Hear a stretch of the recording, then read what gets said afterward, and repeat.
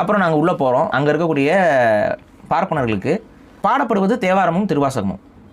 தேவாரம் தான் பாடுறாங்க. கோணலாம் போதே மூஞ்சி ஏன் பண்ணாங்களா? ஆமாங்க. அண்ணாமலையாருக்கு கொடுத்த மாலையை சாத்திட்டாங்க, சாமிக்கு இது பண்ணிட்டாங்க. உண்ணாமலை அம்மன் சன்னிதானம் அடுத்து இருக்கும்ல, அந்த உண்ணாமலை அம்மன் சன்னிதானத்தில் போய் மாலையை கொடுக்குறோம், வாங்கி தூக்கி கடாசுற. கண்ணில் படாமல் இல்லை ராஜா, மனசில் வச்சுட்டேன். நான் மறக்க மாட்டேன். நான் பாருங்கள், காலம் பதில் சொல்லணும், எல்லாத்துக்கும் காலம் பதில் சொல்லணும். அன்றைக்கி நீங்கள் பார்த்தீங்கன்னா நான் திருநீரை வாங்கியிருக்க மாட்டேன். நீங்கள் மாலை தூக்கி விடுவ, நீ கொடுக்குற திருநீரை நான் வாங்கிக்கணுமா?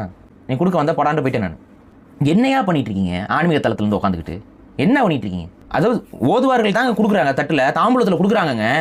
நீ வாங்கி கெடாசரினா நீ இங்கே பண்ணுறது என்ன? சாதி அரசியல் இல்லையா? அது சாதாரண அரசியலாக பண்ணிட்டு என்னங்க நடக்குது தமிழக கோயில்களுக்குள்ளே, அரசு கோயில்களுக்குள்ளே?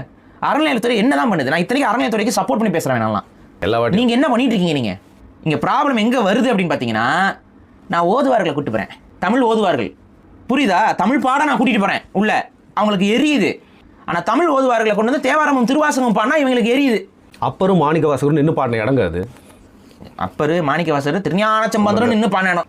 ஏன் அப்போ இது என்ன மாதிரியான உளவியல் எனக்கே புரியல.